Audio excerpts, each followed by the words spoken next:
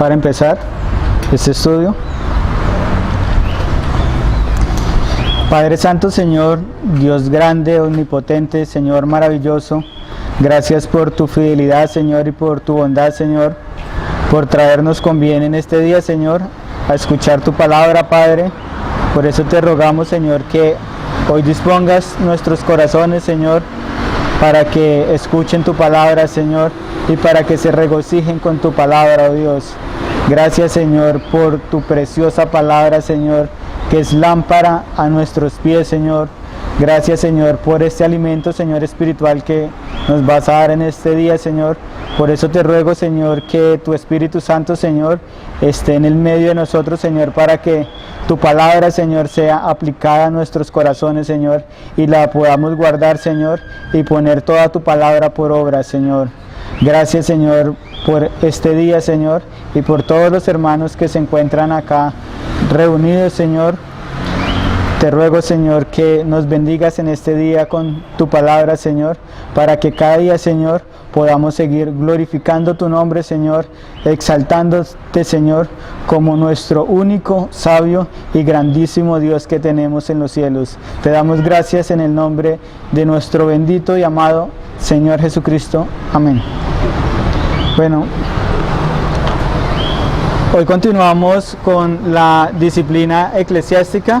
Entonces vamos a seguir con la segunda parte, como continuamos de hace 15 días que estuvimos estudiando esto. Yo sé que a ninguno, cuando nosotros éramos niños, nos gustaba que nuestros padres nos disciplinaran, aunque muchas veces nuestros padres nos disciplinaban justamente y otras veces no nos disciplinaban.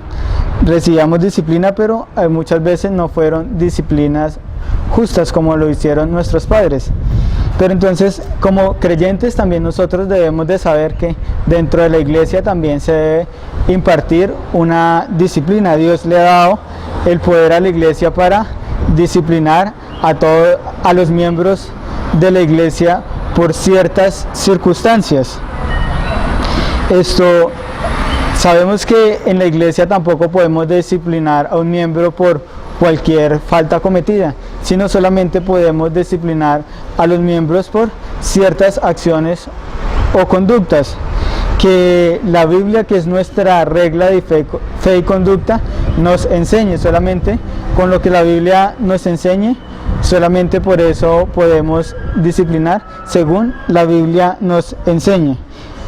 Hace, por ejemplo, 15 días, la última vez que estuvimos mirando y estábamos tocando el tema de la disciplina eclesiástica, vimos 3 propósitos de la disciplina dentro de la iglesia. El primer propósito que vimos era de restaurar y reconciliar al creyente para que volviera otra vez de su camino, al creyente descarriado. El segundo propósito era impedir que este pecado dentro de la iglesia se extendiera a otros creyentes dentro de la iglesia. Y el tercer propósito era proteger la pureza de la iglesia y también proteger el honor de Cristo. Por ejemplo, cuando nosotros hablamos de la disciplina en la iglesia, la disciplina solamente se puede ejercer por pecados. No se puede ejercer la disciplina dentro de la iglesia por cualquier cosa o cierta conducta, a menos que esta conducta sea una conducta pecaminosa. Yo sé que a muchos de nosotros siempre nos va a quedar mucho más fácil mirar el pecado de los demás y juzgar a los demás por su pecado que nosotros mismos mirar nuestro pecado. Es más fácil nosotros mirar el pecado de nuestros hermanos que nosotros mismos mirar nuestro pecado. Es más fácil cuando nosotros, por ejemplo, estamos hablando con ciertas personas y estas personas, por ejemplo, tienen una doble moral y nosotros podemos hablar con ellas y ellas nos dicen que sí, que aman la vida y que siempre protegen la vida, quieren guardar la vida de las personas, pero están de acuerdo con el aborto. Entonces nosotros podemos juzgar fácilmente estas conductas, que hay conductas de doble moral, y ellos la ven como si en realidad no estuviera pasando nada y todo está bien. Entonces siempre es más fácil para nosotros juzgar a los demás que nosotros juzgarnos nosotros mismos. porque nosotros a veces pensamos que nosotros estamos bien y los hermanos de pronto pueden estar equivocados. Entonces la disciplina dentro de la iglesia siempre se debe hacer es por ciertas conductas de pecado. Por eso, solamente por eso se debe ejercer la disciplina dentro de la iglesia. Entonces nosotros nos preguntamos por cuáles pecados se debe ejercer la disciplina a un miembro dentro de la iglesia. Y como creyentes nosotros sabemos y conocemos que los pecados, por cualquier pecado se puede aplicar la disciplina a un miembro de la iglesia. Y incluso la disciplina se puede aplicar a un miembro, incluso a cualquier persona. A mí también se me puede aplicar esta disciplina dentro de la iglesia.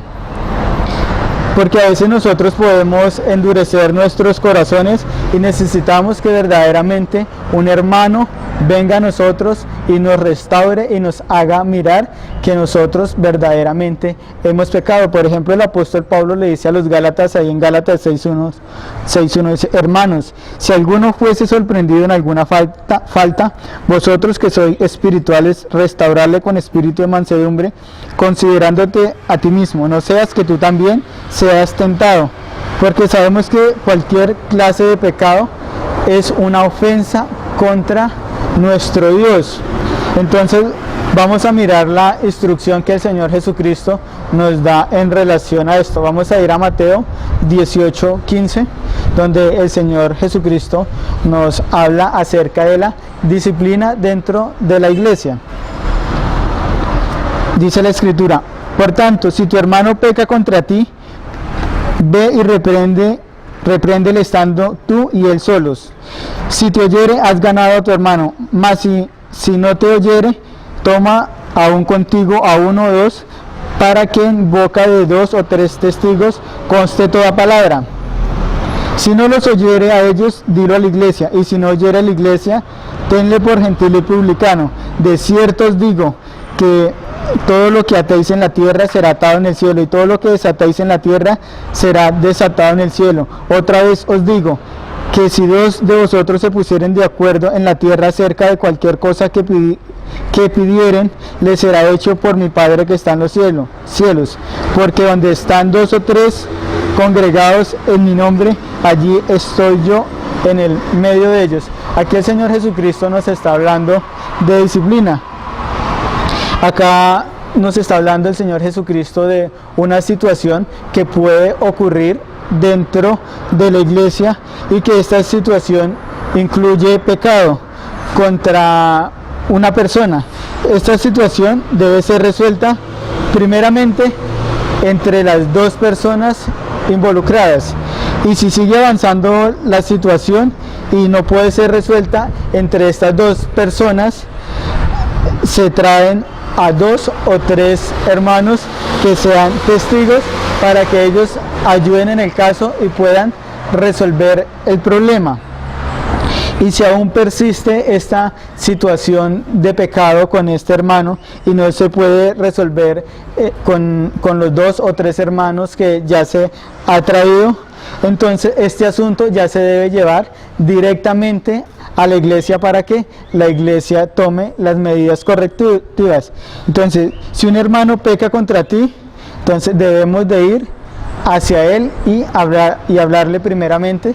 Nuestra intención siempre debe ser restaurarlo, y si el hermano sigue pecando, entonces debemos de llevar a otros 2 hermanos más para que quede evidencia, pero la intención primaria siempre va a ser restaurar el hermano. Y si aún el hermano sigue pecando, ahí sí se debe llevar ante toda la iglesia.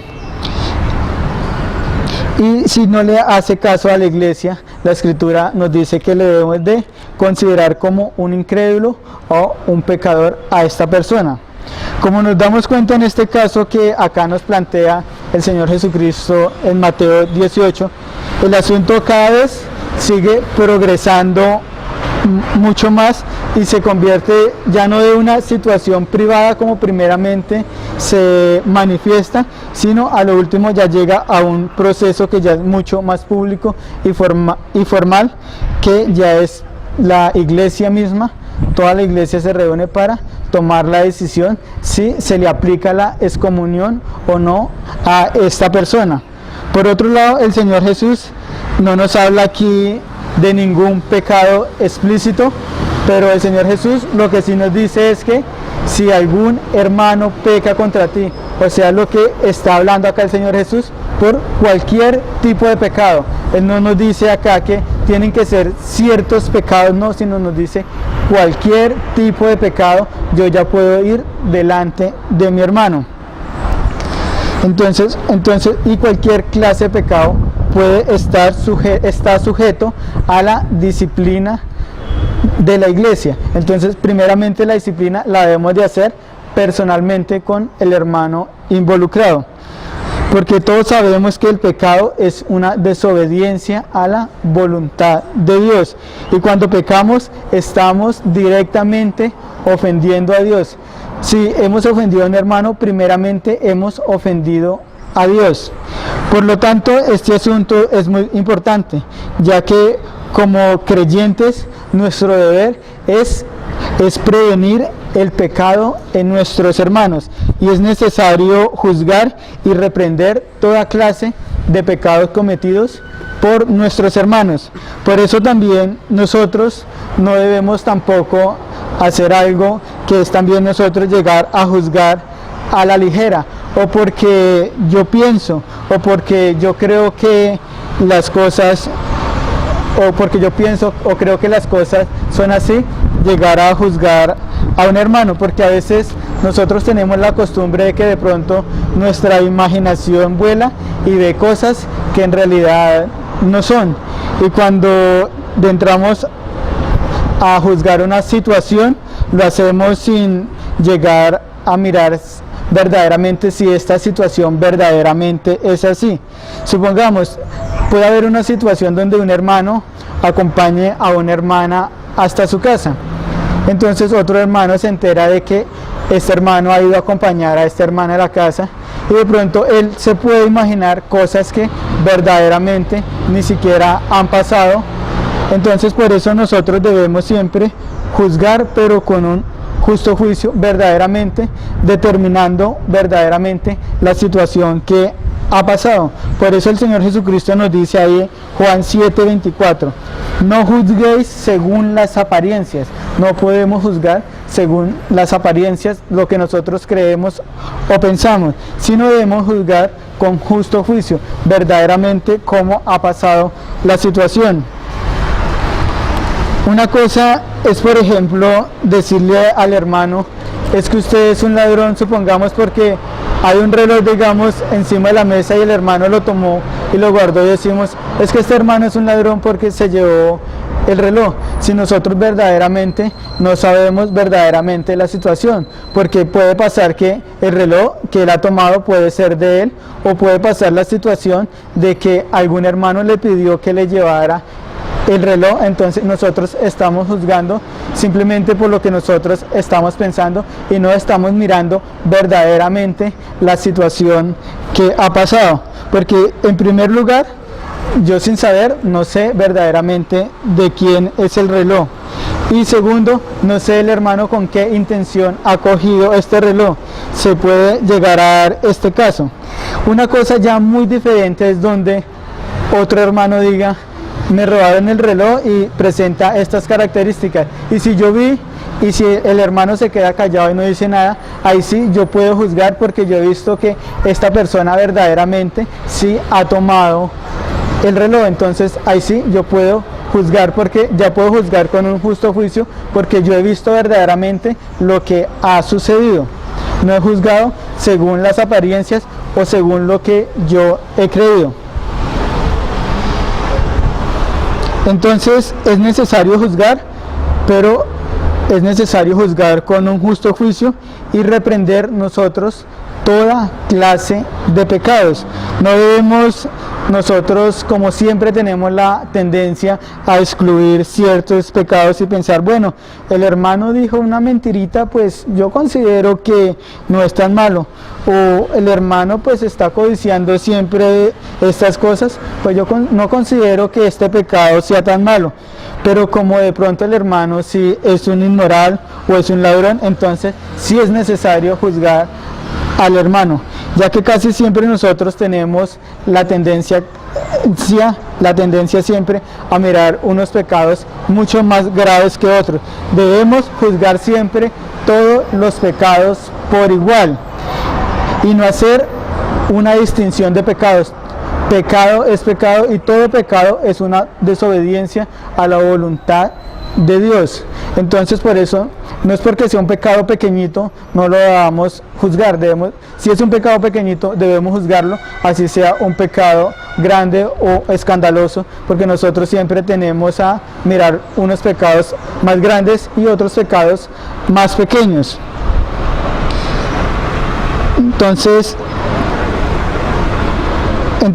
porque nosotros sabemos que todos los pecados son pecados a los ojos de Dios, ya que vamos a encontrar muchos pecados en las personas, ya sean pecados personales, individuales, pecados colectivos e internos en una persona.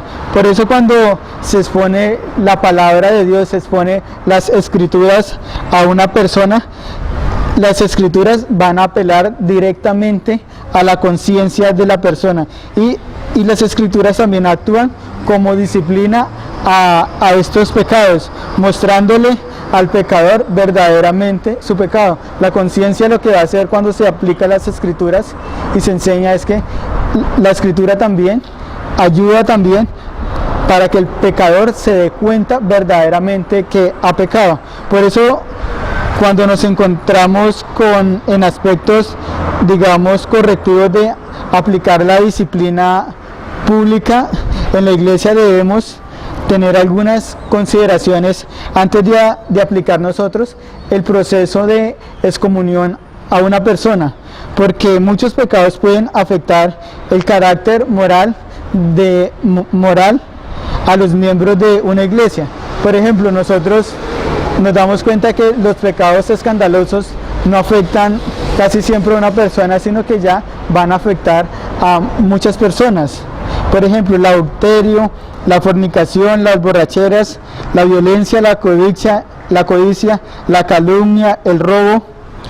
Todos estos pecados que nosotros nos vamos a encontrar en muchos pasajes de la Escritura, que la Escritura los llama también que es inminente la condenación por estos pecados que son muy escandalosos, va a afectar ya directamente a la iglesia y va a afectar directamente el honor de Cristo. Por ejemplo, Efesios 5:5 nos dice: porque sabéis esto, que ningún fornicario o inmundo o avaro que es idólatra tiene herencia en el reino de Cristo y de Dios. 1 Corintios 6:9 nos dice: ¿no sabéis que los injustos no heredarán el reino de Dios? No erréis, ni los fornicarios, ni los idólatras, ni los adúlteros, ni los afeminados, ni los que se echan con varones. Apocalipsis 21:8 nos dice: pero los cobardes, incrédulos, los abominables y homicidas, los fornicarios, los hechiceros, los idólatras y todos los mentirosos tendrán su parte en el lago que arde con fuego y azufre. Esta es la muerte segunda. Estos pecados afectan ya directamente mucho más a la iglesia, y quien cometa estos pecados lo primero que hace es dañar el buen nombre de la iglesia y deshonra grandemente a Cristo. Por eso, si una persona comete un pecado de estos y se ha hecho ya el proceso y esta persona no se ha arrepentido, esta persona debe ser expulsada de la iglesia, ya que esta persona no ha querido reconciliarse ni volverse de nuevo por el buen camino. Por eso, hermanos, si hemos cometido algún pecado o un hermano comete algún pecado, nosotros siempre debemos aplicarle la disciplina bíblica. Debemos Y esta disciplina es para que la persona se vuelva otra vez del mal camino y se vuelva a reconciliar primeramente con el hermano y con Dios, como por ejemplo el salmista en el Salmo 141:5, él habla acá acerca de la disciplina, y es muy interesante lo que dice el salmista acá. Dice que el justo me castigue será un favor, y que me reprenda será un excelente bálsamo que no me herirá en la cabeza. Yo sé que a nadie nos gusta que nos disciplinen o que nos vengan a juzgar o a criticar, pero estas cosas, si un hermano lo hace con amor y con sabiduría, nos beneficia a nosotros. Por eso el salmista dice que el justo me castigue será un favor. Es un favor que le está haciendo para el alma de esta persona, porque cuando nosotros aplicamos la disciplina estamos amando a nuestro hermano y queremos que también estamos amando el alma de nuestro hermano y que nuestro hermano vuelva a tener esa comunión otra vez con Dios. Por eso es excelente la disciplina, aplicar la disciplina bíblica dentro de la iglesia.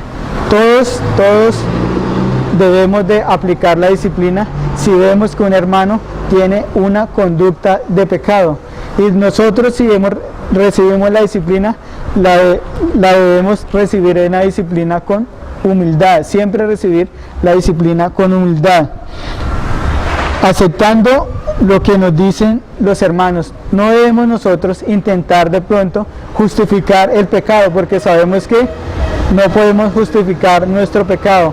Debemos de recibirlo y no tratar de sacar excusas, es que yo pequé por tal cosa. No, debemos aceptar verdaderamente que nosotros hemos pecado, porque este hermano lo está haciendo es en favor de nosotros, y lo está haciendo, este hermano es para nuestra salud espiritual.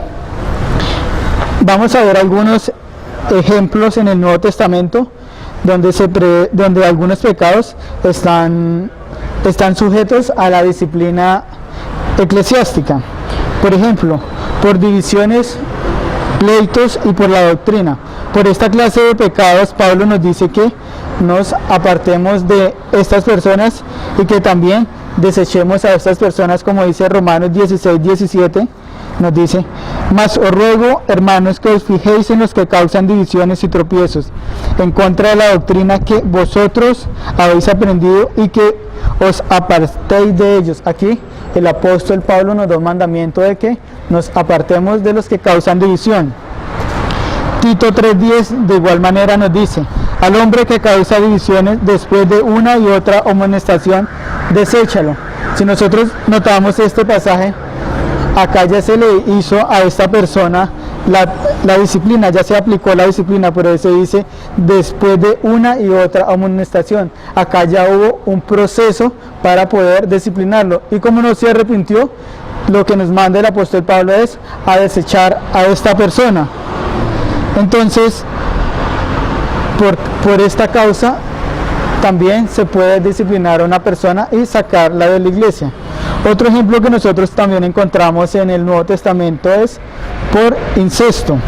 Como sabemos, acá en Corintios, una persona se estaba acostando con la esposa de su papá, y 1 Corintios 5:1 nos dice: de cierto se oye que entre vosotros fornicación, y tal fornicación cual ni aun se nombre entre los gentiles, tanto que alguno tiene la mujer de su padre. Acá el apóstol nos dice que por fornicación debemos expulsar a esta persona, como dice el versículo 5: el tal se ha entregado a Satanás para destrucción de la carne, a fin de que el espíritu sea salvo en el día del Señor Jesús.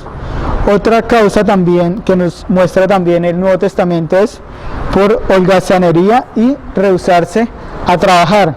Segunda de Tesalónicas 3:6 nos dice: pero os ordenamos, hermanos, que en el nombre de nuestro Señor Jesucristo, que os apartéis de todo hermano que ande desobedientemente. Acá el apóstol nos dice que todo hermano que ande desobedientemente, que nos debemos apartar de él. y no según, sigue diciendo, y no según las enseñanzas que recibisteis de nosotros, porque vosotros mismos sabéis de qué manera debéis imitarnos, pues nosotros no anduvimos desordenadamente entre vosotros, ni comimos de balde el pan de nadie, sino que trabajamos con afán y fatiga día y noche, para no ser avergonzados a ninguno de vosotros, no porque no tuviésemos derecho, sino para darnos a nosotros mismos un ejemplo para que nos imitéis, porque también cuando estábamos con vosotros os ordenamos esto: si alguno no quiere trabajar, tampoco coma. Otro ejemplo que nosotros encontramos en el Nuevo Testamento para aplicar la disciplina es por desobedecer lo que el apóstol Pablo escribe, como nos dice en 2 Tesalónicas 3:14. Si alguno no obedece a lo que decimos por medio de esta carta, a este señalarlo y no os juntéis con él para que se avergüence. Lo que está diciendo es que no se junten con este hermano que no escucha lo que se enseña por medio de las cartas, mas no lo tengáis por enemigo, sino amonestarle como a un hermano. Otra causa también es por blasfemia, como nos dice 1 Timoteo 1:20, que acá nos está hablando de Himeneo y Alejandro, que estaban blasfemando, que decía que la resurrección ya había pasado, y el apóstol Pablo lo que le dice a Timoteo aquí en 1 Timoteo 1:20, a los cuales son Himeneo y Alejandro, a quienes entregué a Satanás para que aprendan a no blasfemar. Significa que Pablo los habían expulsado. Y otra causa también que nos enseña el Nuevo Testamento es por enseñar doctrina herética, como nos dice 2 Juan 1:10. Si alguno viene a vosotros y no trae esta doctrina, no lo recibáis en la casa, ni le digas bienvenido, porque el que le dice bienvenido participa de sus malas obras. Entonces, estos pasajes que nosotros acabamos de leer, vimos 6 casos donde se debe aplicar la disciplina bíblica. Primero, por división y pleitos. Segundo, por incesto o fornicación. Tercero, por holgazanería y rehusarse a trabajar. Cuarto, por desobedecer los mandatos de Pablo. 5, por blasfemia. Y 6, por enseñar doctrina errada. Pero nosotros también debemos de ser cuidadosos cuando nosotros estamos leyendo estos pasajes del Nuevo Testamento, porque todos estos pecados donde se ordena la disciplina explícita en la iglesia, si nosotros notamos algo en estos pasajes que es demasiado importante, es que todos estos pecados ya eran conocidos dentro de la iglesia. Incluso muchos de estos pecados ya llevaban bastante tiempo dentro de la iglesia. Estos pecados ya eran conocidos. No porque un hermano cometió un pecado de una vez hay que expulsarlo. No, esto no hay que hacerlo. Debemos de ir al hermano para primeramente restaurarlo. Antes se debe hacer un proceso para llegar a expulsar a un hermano. El hecho de que estos pecados también ya eran conocidos públicamente, entonces esto también quiere decir que la iglesia ya había traído cierta recriminación en la iglesia por estos pecados, y ya también se había deshonrado el nombre de Cristo por estos pecados, y había una gran responsabilidad por parte de la iglesia por no haber aplicado la disciplina bíblica, y entonces por haber tolerado públicamente todos estos pecados. Por eso debemos de recordar siempre el primer objetivo de la disciplina bíblica, que es restaurar a la persona. Y se debe hacer un proceso hasta llegar a tomar la decisión de la excomunión a un miembro.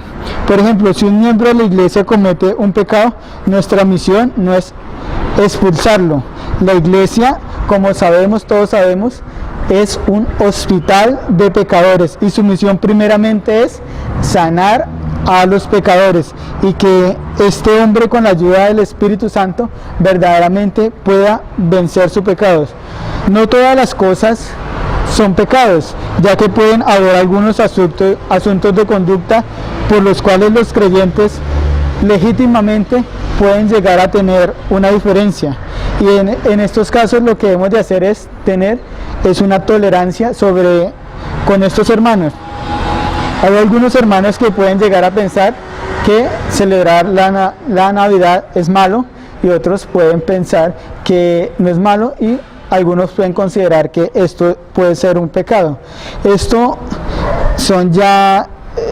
no son pecados, sino son diferencias de opinión. Hay algunos hermanos que piensan que simplemente el domingo es para dedicárselo al Señor, y que ni siquiera el domingo se puede ver televisión. Incluso hay otros que pueden llegar a pensar que algunos alimentos son malos, y unos alimentos se deben consumir, y otros pueden pensar que no, que se puede comer de todo. Incluso hay otros hermanos incluso pueden llegar a pensar que las mujeres se deben de vestir de cierta forma solamente, y otros piensan que no.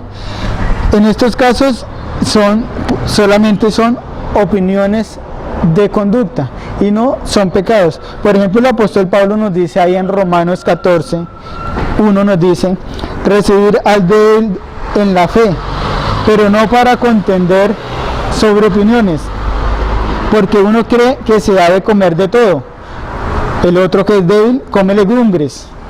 El que come no menosprecie al que no come, y el que no come no juzgue al que come, porque Dios le ha recibido. ¿Tú quién eres que juzgues al criado ajeno? Para su propio Señor está en pie o cae, pero estará firme, porque poderoso es el Señor para estar firme. Uno hace diferencia entre día y día, otro juzga iguales todos los días. Cada uno esté plenamente convencido en su propia mente. El que hace caso del día lo hace para el Señor, y el que no hace caso del día, para el Señor lo hace. El que come, para el Señor come, porque da gracias a Dios, y el que no come, para el Señor no come y da gracias a Dios, porque ninguno de vosotros vive para sí, y ninguno muere para sí. Pues si vivimos, para el Señor vivimos, y si morimos, para el Señor vivimos. Así pues, sea que vivamos o que muramos, del Señor somos, porque Cristo para esto murió y resucitó y volvió a vivir, para ser Señor así de los muertos como de los que viven.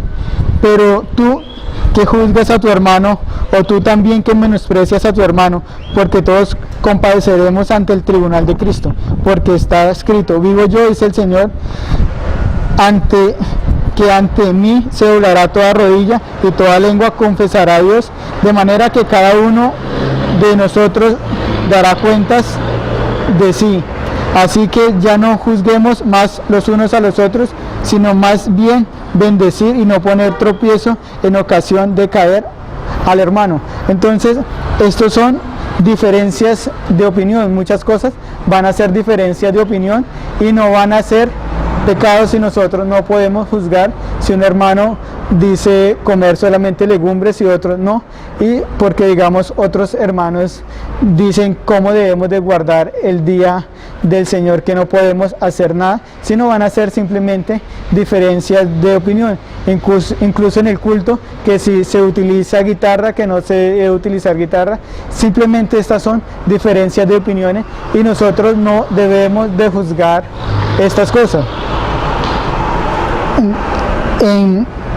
Entonces, estos casos en su mayoría no son pecados, sino son diferencias de opinión. Nosotros debemos de tener bien claramente verdaderamente si es un pecado, ahí sí debemos de ir al hermano, pero si son diferencias de opinión, no debemos de contender al hermano. Antes nosotros debemos mostrarle con la Escritura verdaderamente porque están equivocados estas personas, porque digamos, pero no basta digamos con que a veces nuestra conciencia nos dice y puede mirar cosas que en realidad no son pecados, y nosotros las podemos llegar a considerar como pecados, pero nosotros tampoco debemos de actuar de pronto en contra de nuestra conciencia, ya que en muchos casos cuando en muchos casos de estos que son diferencias de opinión, podemos nosotros llegar a un legalismo y colocar barreras donde el Señor Jesucristo no ha colocado barreras. Si el Señor Jesucristo nos habla que nosotros podemos comer, todo no es ilícito comer, pero nosotros decimos no, es que no podemos comer ciertos alimentos, entonces estaríamos cayendo en un legalismo. Entonces vamos a ir a otro punto. ¿Cómo se debe aplicar esta disciplina eclesiástica a un miembro de la iglesia? Entonces, uno de los primeros objetivos siempre va a ser restaurar al miembro que ha pecado. Y si la iglesia y sus ministros ven a este ofensor que verdaderamente esta persona ha mostrado un verdadero arrepentimiento y esta persona verdaderamente se ha vuelto de su conducta inapropiada a una conducta apropiada y ha abandonado su pecado definitivamente por la causa de la disciplina, entonces esta persona se debe otra vez aceptar dentro de la membresía de la iglesia con todos sus derechos y sus deberes plenos dentro de la iglesia local. En el caso contrario de que el creyente ha sido disciplinado y esta persona no ha mostrado un legítimo y un verdadero arrepentimiento y no quiere volverse de su pecado, o incluso por su propia voluntad se ha ido de la iglesia local, a esta persona no se le debe levantar la disciplina, sino lo debemos de considerar como un gentil aún si sigue viniendo a la iglesia, no lo podemos considerar como un hermano si verdaderamente esta persona no se ha arrepentido. Y de ninguna manera se le puede eximir a esta persona de la disciplina. Y lo que la iglesia debe continuar es orando por esta persona para que Dios tenga misericordia y lo saque de su pecado de rebeldía y otra vez vuelva a la comunión con los hermanos.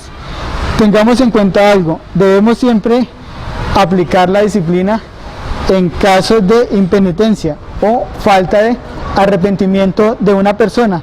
El creyente debe tener siempre un corazón sensible siempre a la voz de Dios y él debe siempre acudir arrepentido